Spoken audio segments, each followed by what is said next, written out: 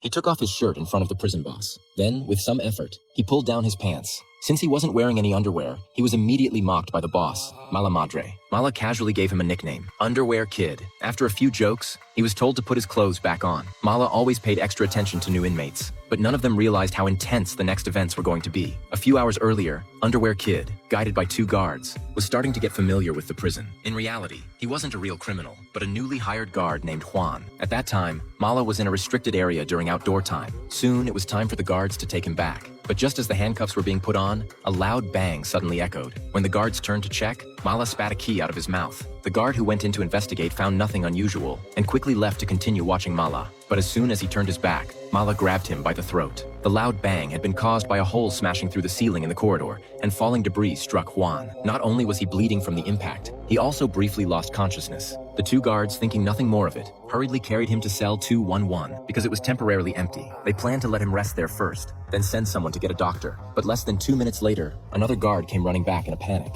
A riot had broken out across the prison, and the inmates were pouring out. To save their lives, they had no choice but to leave Juan behind and flee. Meanwhile, the guards outside the prison didn't dare to intervene. One inmate had already broken into cell 211. He slapped Juan awake. This cell had always been empty, so seeing someone inside was naturally very unusual. The inmate asked Juan who he was, but Juan looked confused and said nothing. Seeing this, the inmate turned to report to Mala. As Juan slowly regained his senses, he walked to the door and listened to the commotion outside. He already had a rough idea of what was happening. In a rush, Juan quickly untied his shoelaces and threw them in the toilet. Then came his belt, his ID badge, and even his wallet. Just as he was about to remove his wedding ring, the inmate returned, forcing him out of the cell. This scene was caught on the surveillance cameras. Soon, Juan was brought before Mala. Fortunately, since he had just discarded all those items, he could pretend to be a new inmate and hadn't immediately exposed his identity. Mala was serving a 120-year sentence, a record that cemented his position as the top boss in the prison. He didn't suspect much about Juan's identity, only ordering him to strip for a check.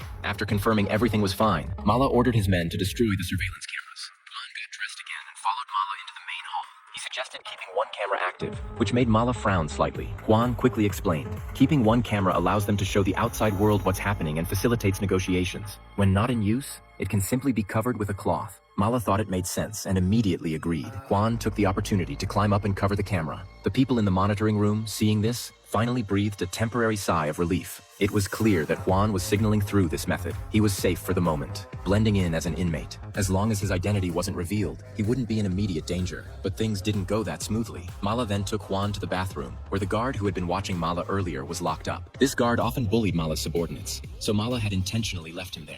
Juan looked at him, so nervous he could hardly breathe, fearing the guard would reveal his identity as a prison officer.